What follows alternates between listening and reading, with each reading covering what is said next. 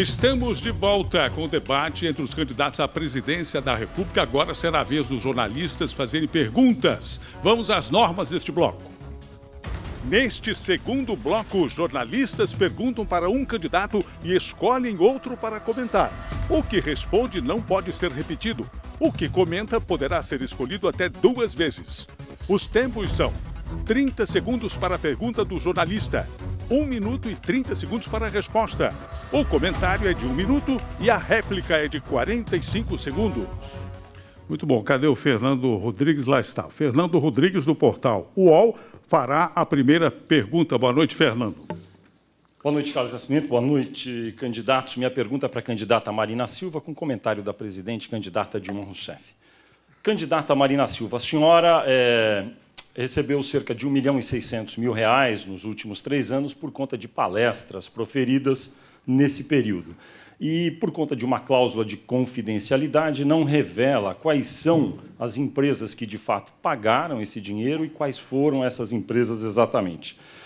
Nesse período, a senhora tentou criar o Partido Rede e também agora é candidata a presidente da República. A senhora acredita que essa cláusula de confidencialidade é compatível com o conceito de nova política que a senhora propõe? Ou será necessário mais transparência para que os seus eleitores conheçam as empresas que pagaram todo esse rendimento para a senhora nos últimos 3 anos? Em primeiro lugar, há que fazer uma separação da minha vida privada como cidadã, do exercício da minha atividade profissional e um contrato de confidencialidade, que é muito mais uma exigência das pessoas que contratam o meu trabalho do que da minha parte. Eu, particularmente, não tenho nenhum problema em que sejam reveladas as empresas que me contrataram. Até porque eu vivo honestamente daquilo que faço. Todo mundo sabe que dou palestras para poder levar a mensagem do desenvolvimento sustentável em todo o Brasil e eu não vejo nenhuma incompatibilidade em quem vive honestamente do seu trabalho e a renovação da política. Aliás, é porque quero renovar a política que nunca me submeti à lógica de ter que ficar buscando um cargo público para poder sobreviver. A vida toda eu trabalhei como professora, quando fui parlamentar. Nunca fiz nenhuma cobrança por qualquer palestra.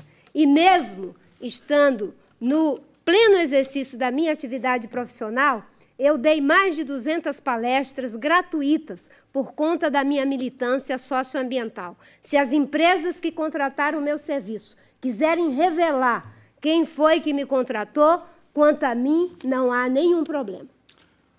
Comentário da candidata Dilma Rousseff, 1 minuto. Eu considero que, quando se assume um cargo público, a transparência é uma necessidade. Aliás, nós todos somos obrigados a divulgar o nosso imposto de renda com todos os detalhes, sem nenhum problema oculto ou qualquer outra restrição.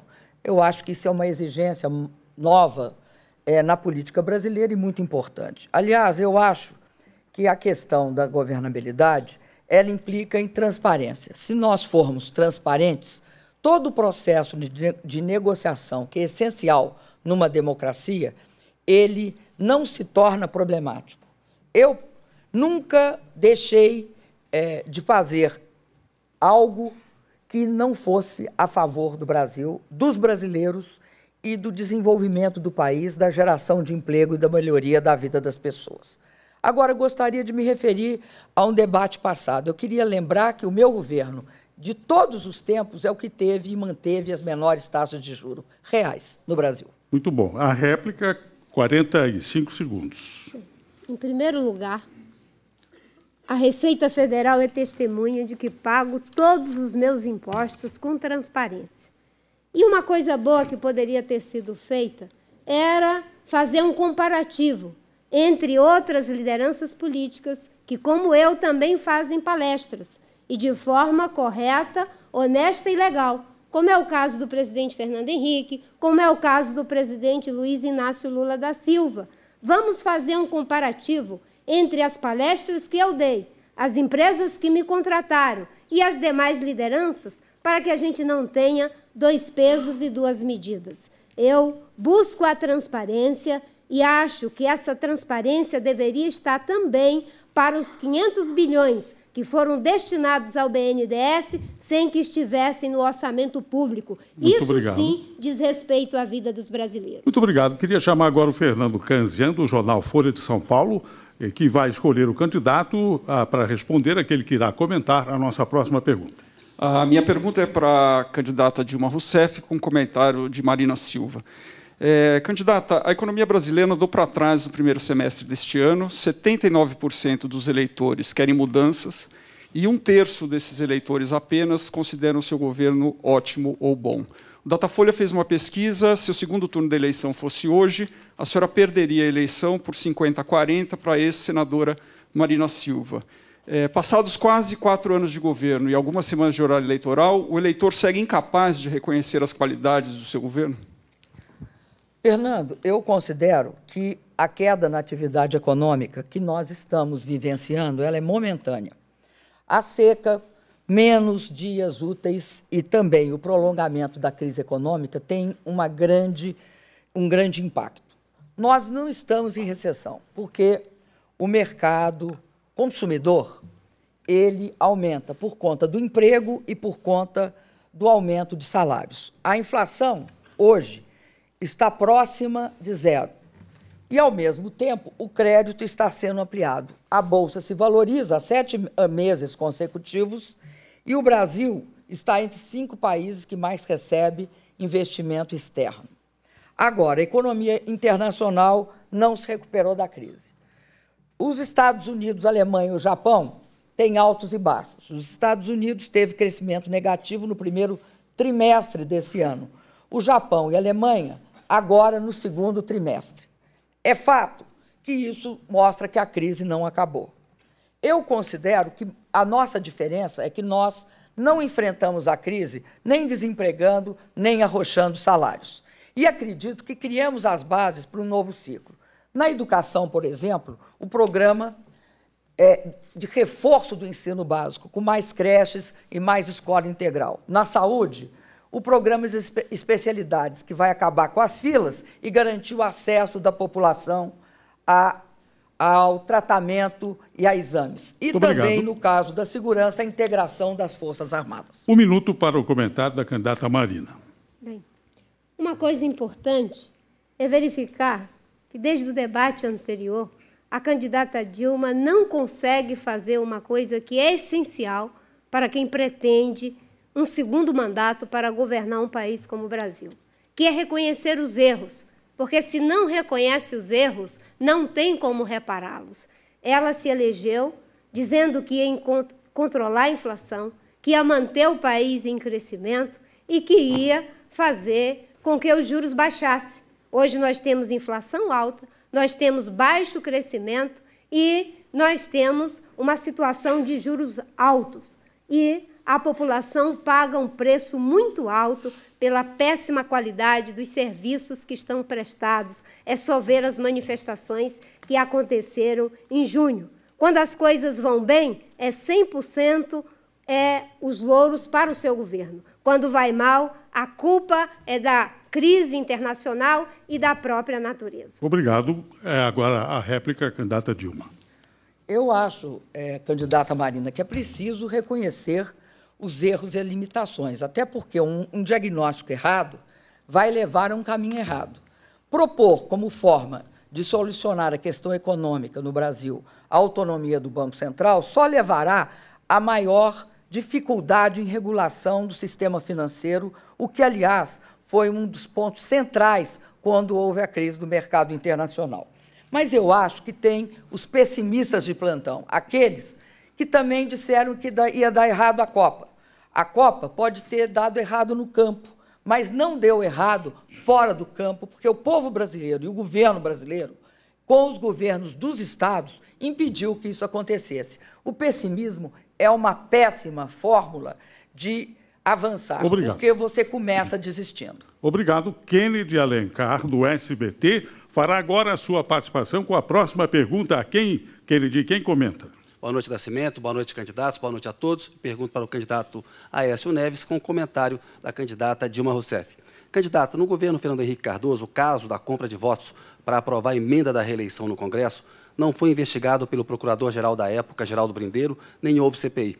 Em governos do PSDB em São Paulo, o caso Alstom e o cartel do metrô só foram investigados depois que vieram documentos das justiças da Suíça e da França. E no mensalão do PSDB, o tucano Eduardo Azeredo, que é seu aliado, renunciou ao mandato de deputado federal para fugir de punição no Supremo. São exemplos de que o PSDB é tolerante com a corrupção? Caro Kennedy, ao contrário. A marca do PSDB é a marca da austeridade. Nós jamais transformamos e jamais transformaremos eventuais filiados ao partido, eventuais que tiverem cometido qualquer crime, em heróis nacionais. Agora, eu sou um cidadão que preza o Estado de Direito e temos que permitir que a Justiça dê o seu veredito final.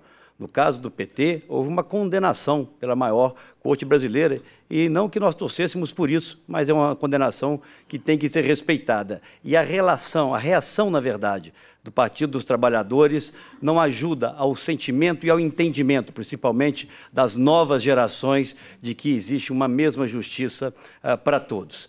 Eu tenho dito ao longo do tempo, que vamos construir para o Brasil um novo ciclo de governança.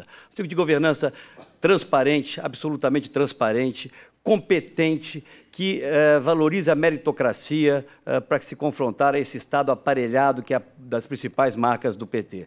Todas as denúncias devem ser investigadas, todos nós, homens públicos e mulheres, claro, devemos estar aqui à disposição para prestarmos quaisquer tipo de esclarecimentos. E cabe à Justiça, em última instância, condenar ou absolver aqueles que foram processados. Eu tenho absoluta segurança de que o Brasil, a partir de janeiro do ano que vem, vai viver um novo ciclo em que as denúncias sucessivas que hoje recaem sobre o governo vão ser superadas. Nós queremos tirar as nossas empresas das páginas policiais dos jornais e reintroduzi-las nas páginas da economia. 1 minuto para o comentário da candidata Dilma.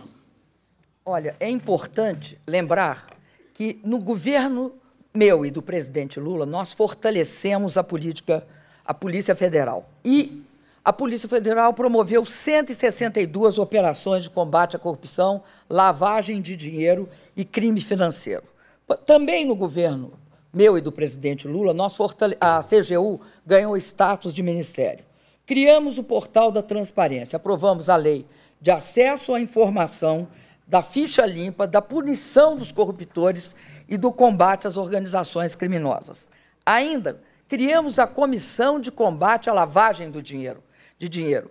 Respeitamos a autonomia da Procuradoria-Geral da República e, assim, escolhemos o primeiro da lista e não fizemos a prática errada de esconder processos e não investigar através daquele que ficou famoso como engavetador-geral da República. Além disso, eu quero dizer que a corrupção jamais, no meu governo, foi varrida para baixo do tapete. Obrigado. A réplica, 45 segundos. A presidente elenca um número grande de iniciativas tomadas para o combate à corrupção. Curiosamente, nenhum desses instrumentos funcionou para nenhuma dessas denúncias que aí hoje assustam, aviltam e trazem indignação aos brasileiros. Todas elas foram apresentadas ou pela imprensa ou pela Polícia Federal. Infelizmente, esta é a realidade. A nossa principal empresa pública hoje tem o seu principal diretor preso e o governo da candidata Dilma Rousseff, ao invés de permitir que a CPI e as investigações ocorressem de forma adequada, tenta manipular as informações. Agora, recentemente, um dirigente da empresa em Brasília deixa o seu cargo quase que numa confissão de que estavam ali para também aviltar o Congresso Nacional e impedi-lo de fazer as investigações que tem a função constitucional de fazer. Obrigado. Agora vamos para o Patrick Santos, da Rádio Jovem Pan. Boa noite, Patrick. Quem responde e quem comenta? Boa noite. A minha pergunta é ao candidato Eduardo Jorge e quem comenta é a candidata Marina. Candidato, segundo a pesquisa Datafolha, 83% dos entrevistados são contrários à descriminalização das drogas. E a maioria esmagadora também da população se mostra contrária à ampliação das hipóteses de aborto legal. E o senhor defende, é favorável a essas duas questões. o oposto do que mostra a pesquisa e diferente do que o PV dizia lá em 2010, quando Marina Silva era a candidata do PV. Eu lhe pergunto, qual PV defende o interesse do eleitor, o de 2010 ou o de 2014? 2010 foi uma campanha linda, foi uma honra estar junto com a Marina, mas foi uma coligação entre o PV e a Marina, praticamente. Embora ela tivesse filiado no PV, ela é uma verdadeira instituição e muito respeitada no mundo todo. E tinha algumas questões que ela, e questões do programa do PV, de longa data, não só do PV do Brasil, mas de uma corrente internacional que nós somos, que são essas duas questões de legalização com regulação das drogas para diminuir o prejuízo à saúde dos usuários e combater o crime, e, ao mesmo tempo, dar o direito às mulheres à interrupção da gravidez e não tratá-las como criminosas. Mas numa coligação, para viabilizar a coligação com a Marina, isso não foi possível, mas isso continuou no programa do PV.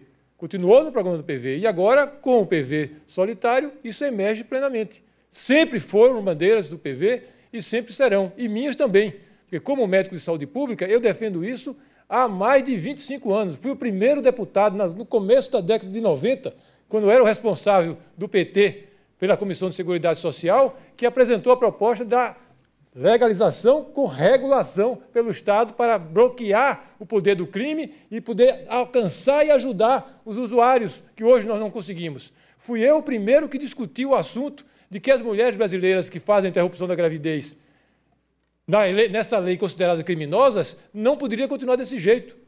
A lei, lá, projeto de lei, que revoga essa lei cruel e reacionária, é de minha autoria, de outra deputada do PT, minha querida Sandra Starling. Portanto, obrigado. Obrigado. Marina, candidata Marina, 1 minuto para o seu comentário. Bem, em primeiro lugar, acho que o candidato Eduardo Jorge retratou com respeito o que aconteceu em 2010. Quando eu entrei no PV, eu pedi que se fizesse uma cláusula de consciência em relação a alguns temas que eu, pessoalmente, não defendo, como, por exemplo, a questão do aborto. E, naquela oportunidade, o que nós propusemos, e que eu acredito, é que esse debate precisa ser feito com muito cuidado e responsabilidade. Não é uma discussão fácil, envolve questões filosóficas, questões éticas, questões morais e questões espirituais. O problema é que há uma visão atrasada que, em vez de discutir no mérito, vai para o rótulo. Eu não satanizo ninguém que defende a legalização das drogas, como é o caso do presidente Fernando Henrique do PSDB, e nem aqueles que estão defendendo o aborto. O que eu quero é fazer o debate para que a gente possa, através de um plebiscito, chegar a uma conclusão em relação a esse tema. 45 segundos para a réplica. Esses índices de pesquisa que você fala são verdadeiros, mas é muito resultado da covardia das lideranças brasileiras políticas, que não têm coragem de expor ao povo brasileiro quais são os prejuízos de você classificar como criminosas 600, 700 mil mulheres por ano que, por algum motivo, fazem interrupção da gravidez. Covardia, medo das lideranças políticas de fazer de peito aberto essa discussão, como a Marina falou. É uma discussão muito difícil, eu sei disso daí, mas eu vou continuar condenando essas mulheres morrerem em clínicas clandestinas, continuar condenando elas como criminosas, e a mesma coisa em relação às drogas. Não tem coragem de discutir com o povo e explicar que há políticas mais inteligentes para diminuir o sofrimento daqueles jovens que estão na dependência. Covardia. Obrigado. Fernando Rodrigues, do portal UOL, fará agora a sua segunda pergunta. Para quem? E quem comenta, Fernando? A pergunta é para o candidato pastor Everaldo, com o comentário do candidato Aécio Neves. Candidato pastor Everaldo, o senhor faz uma campanha defendendo o que chama de valores da família. Gostaria de perguntar para o senhor a respeito de um episódio que, neste momento, se encontra em Brasília, no Superior Tribunal de Justiça. Trata-se de um processo no qual o senhor é acusado por uma mulher, Kátia Maia, de agressão. O senhor alegou legítima defesa, foi econômico na explicação, eu não conheço a explicação completa, queria dar oportunidade ao senhor de explicar melhor o que aconteceu nesse episódio e dizer qual é a sua política para a prevenção de violência doméstica no país, sobretudo contra a mulher. Fernando, muito oportuna a sua pergunta. Eu, como todas as pessoas que casam, tenho desejo de manter o casamento. Fui casado 22 anos com a mãe dos meus filhos, uma mulher maravilhosa, mas não tive o mesmo êxito que o meu pai e minha mãe, que vão fazer 60 anos de casado agora, no dia 23 de dezembro. Depois do meu casamento, tive um relacionamento com essa pessoa citada e, por unanimidade, o Tribunal de Justiça do Rio de Janeiro considerou totalmente improcedente essas afirmativas. E hoje eu restabeleci a minha vida, sou bem casado com a cantora Esté, que está aqui no estúdio ao meu lado. Então, eu nunca agredi uma mulher. E a minha política sempre será em favor da família. Sempre tratarei a família, colocando em primeiro lugar a família, porque é um bem maravilhoso. Não adianta termos políticas se a família for mal. Então, se a família vai bem, a cidade vai bem. Se a família vai bem, o Estado vai bem. Se a família vai bem, o Brasil vai bem. Então, eu sou uma pessoa que luto pela família e a minha vida toda tenho exemplos dentro de casa como se deve tratar a família. Então, meu querido Fernando Rodrigues, e para você que está em casa, nunca agredi ninguém. Comentário de Aécio Neves, 1 minuto. Olha, em relação a essa questão, e falo de forma genérica, nós tivemos um extraordinário avanço, que foi a aprovação da Lei Maria da Penha. Me orgulho muito de tê-la apoiado. Mas, nesse tempo que me resta, eu me permito voltar a um tema que passou longe aqui das minhas possibilidades de intervir, que é a questão da segurança. E a candidata oficial falava que disponibilizara recursos para os estados para a construção de penitenciárias. Infelizmente, nesse período de governo da atual candidata e atual presidente da República, foram investidos no fundo penitenciário menos de 11% daquilo que foi aprovado pelo Congresso Nacional. E eu quero oferecer ao Brasil um projeto que deu muito certo em Minas Gerais, aliás, como vários outros projetos. Um deles é as APACs, com índice de ressocialização acima de 75%, onde os presos de menor periculosidade, eles próprios cuidam das suas seguranças, estudam e trabalham. E as parcerias com o setor privado, porque Minas Gerais foi o único estado brasileiro que construiu vagas no sistema prisional em parceria com o setor privado para desafogar imensamente o nosso sistema. Pastor Ribeirão. Quero reafirmar para a população brasileira o meu compromisso com a família tradicional, como está na Constituição brasileira. Sou contra a violência e qualquer tipo de preconceito, mas nenhuma sociedade é mais forte que os seus laços familiares. E a fortaleza das suas famílias depende do casamento entre homem e mulher. Sou contra o aborto, sem necessidade de plebiscito. Isso é o que eu defendo com coerência e sem, como um líder nacional, que eu sou admirador, sempre falava assim, ó, esse fulano ou esse pessoal está costeando o alambrado, quer dizer, dando uma voltinha. Eu sou claro e coerente nas minhas defesas. Muito obrigado. Fernando Canzian, do jornal Folha de São Paulo. A segunda pergunta, por favor, e quem comenta? Quem responde e quem comenta? A pergunta é para a candidata Luciana Genro, com um comentário de Aécio Neves, por favor. A senhora faz uma crítica ao que chama de submissão do país ao capital financeiro, prega uma auditoria na dívida pública e uma redução drástica dos juros. Muitos analistas veem no atual cenário econômico um clima de animosidade entre o governo do PT e o mercado financeiro e empresarial.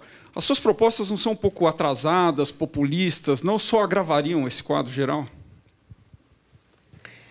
Fernando, quando me chamam de populista, eu sempre respondo que, para defender os interesses do capital, dos bancos, das grandes empresas, das empreiteiras, já tem o PT, já tem o PSDB e tem também a Marina. O meu papel é defender os interesses do povo. E o que nós temos no Brasil hoje é uma política econômica de submissão aos interesses do capital. Os bancos são os únicos que têm lucrado numa economia que o povo está endividado. A presidente Dilma aumentou a taxa de juros no Brasil 9 vezes. Isso significa que, ao aumentar a taxa de juros, se aumenta também a quantidade de dinheiro do orçamento que vai para esses credores da dívida pública, estas 5 mil famílias de milionários que têm um patrimônio equivalente a 400 milhões de reais, em média, enquanto que a maioria do povo não consegue nem chegar a R$ 1.500 de renda. 3 em cada 4 trabalhadores ganham apenas R$ 1.500. Os aposentados estão vendo seu poder de compra ser corroído pelas políticas implementadas desde o governo do PSDB com a conivência do governo Lula. E a Marina, ao prometer manter o tripé macroeconômico, também está se comprometendo com os bancos. Aliás, tem uma tradicional banqueira na coordenação de elaboração do seu programa de governo. Os 3 irmãos siameses com a mesma política. Obrigado. 1 minuto para o seu comentário. Olha, eu vejo sempre com uma certa restrição aqueles que se auto-intitulam defensores dos bons valores, dos bons costumes e defensores do povo. Ninguém pode ter esse monopólio. Ambos, acho que todos que estamos aqui, acreditamos em causas diferentes, mas queremos chegar ao mesmo caminho. Eu tenho um projeto para o Brasil, um projeto que vai permitir o encerramento desse ciclo de governo que fracassou, e fracassou em todas as áreas, para iniciarmos um outro que permita o Brasil crescer, os empregos de boa qualidade voltarem a ser gerados aqui, através da recuperação da nossa indústria, um governo que substitua o aparelhamento da máquina pública pela meritocracia, como fiz no governo de Minas Gerais, e que permita que os nossos indicadores sociais possam melhorar. A educação, o primeiro deles, assim como fiz também em Minas Gerais, que tem a melhor educação fundamental do Brasil. Talvez não diga aqui todas as propostas que gostariam, mas todos os compromissos que assumi são compromissos factíveis, porque eu estou preparado não apenas para vencer as eleições, mas para governar o Brasil. Por favor. É claro que o candidato Aécio tem que desconfiar quando alguém diz que vai governar para o povo, porque ele não governa para o povo, ele governa para as elites. A política econômica do PSDB é uma política que só interessa aos de cima, aos do andar de cima. Aliás, o cidadão que ele anunciou que será o presidente do Banco Central na eventualidade dele ganhar a presidência da República, Armínio Fraga, já esteve na equipe econômica do país e foi um dos que administrou as mais altas taxas de juros do Brasil. Inclusive, nós estamos hoje com uma situação em que os ativos dos 50 maiores bancos são 74% maiores do que os ativos das 500 empresas. Então, até a economia real está sofrendo com essa política de financiarização defendida pelo PSDB, pelo PT e pela Marina. Obrigado. Vamos para o Kennedy Alencar, que fará a sua pergunta. Por favor, Kennedy. Olá, Nascimento. A minha pergunta vai para o candidato Levi Fidelis, com comentário do candidato Eduardo Jorge. Candidato Levi, o senhor foi candidato 10 vezes, nunca se elegeu. Como o senhor responde à crítica de que o PRTB seria uma típica legenda de aluguel que vive do dinheiro do fundo partidário, vive de negociar alianças pelo seu escasso tempo de TV e rádio nas eleições e vive também de negociar candidaturas que fazem ataques terceirizados nas eleições, as chamadas dobradinhas? Kennedy, isso é o típico ponto fora da curva. Como dizia lá o ministro Barbosa, não tem nada a ver o que nós estamos tratando com campanha política. E é típico também de perseguição aos ditos partidos ideológicos pequenos. Primeiramente, meu partido existe há 20 anos. Eu sempre disputo campanhas em todos os níveis, especialmente majoritárias, demonstrando assim que, por exemplo, agora nós estamos lançando aqui em São Paulo governador, senador, eu na presidência e outros 8 estados no Brasil. Imagine só, que aluguel é esse se eu estou tratando aqui de macroeconomia, onde ninguém tocou em assuntos tão profundos, apenas todo mundo dizendo que resolve os assuntos no Brasil. Estou se esquecendo do buraco que tem de rombo na economia brasileira. Agora, você que é típico representante dessa mídia vendida, essa mídia que ataca, essa mídia exatamente que coloca a gente nas pesquisas lá embaixo, que são pesquisas não testadas, não provadas, nem registradas, são apenas protocolizadas. É assim legenda de aluguel, é assim língua de aluguel. Você se comporta como tal e alguns outros da própria mídia. Agora, um partido digno que recebe míseros R$100 mil mensais do fundo partidário, você acha que dá para tratar de algum partido assim, meu filho? Com 47 funcionários que eu tenho, isso é exatamente uma verdadeira calúnia. A Luciana, com certeza, vai tratar disso agora também, porque ela também leva exatamente a mesma marca de injustiça que vocês cometem conosco. 1 minuto para o comentário de Eduardo Jorge. Bom, eu não tenho nada a ver com isso. Então, eu vou aproveitar o meu minuto e dizer que o PV tem uma proposta bastante ousada de reforma política porque o PV é um partido democrático. É um partido que adora a democracia participativa, adora a democracia direta, mas não despreza a democracia representativa, que é o leito que corre, é o rio que corre permanentemente na democracia. Portanto, nós queremos reforçar, resgatar o prestígio da democracia representativa brasileira, que está indo ladeira abaixo. E um dos motivos principais é que os políticos hoje se comportam como se política fosse negócio, como se política fosse profissão, como se política fosse uma carreira, uma verdadeira casta apartada do povo. Todas as nossas propostas, vejam lá no nosso site do PV, 2 páginas de propostas para resgatar o prestígio do parlamento, o amor que o povo tem que ter, o respeito que ele tem que ter pelos executivos e pelos parlamentares que ele elege. Ok, 45 segundos. Falar de Legenda de Aluguel, um partido que há 20 anos lançou a ideia da mobilidade urbana, que exatamente é nosso Aerotrem Monotric, que ontem, inclusive, participei, né, da sua inauguração aqui em São Paulo, como cidadão, naturalmente, não podia como candidato. Estive lá e vi, que maravilha, que sensacional. O anel viário aqui em São Paulo, transformado em rodoanel, isso é Legenda de Aluguel, meu amigo. Conceitos, como eu sempre lancei, que temos, né, para a juventude.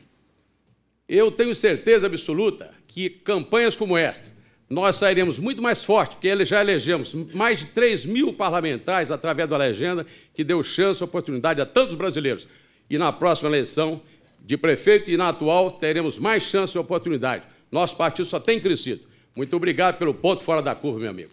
Chegamos ao fim deste segundo bloco, vamos fazer agora um rápido intervalo e voltamos já já. O debate tornou-se o assunto mais comentado em todo o planeta na rede social Twitter. SBT Eleições 2014.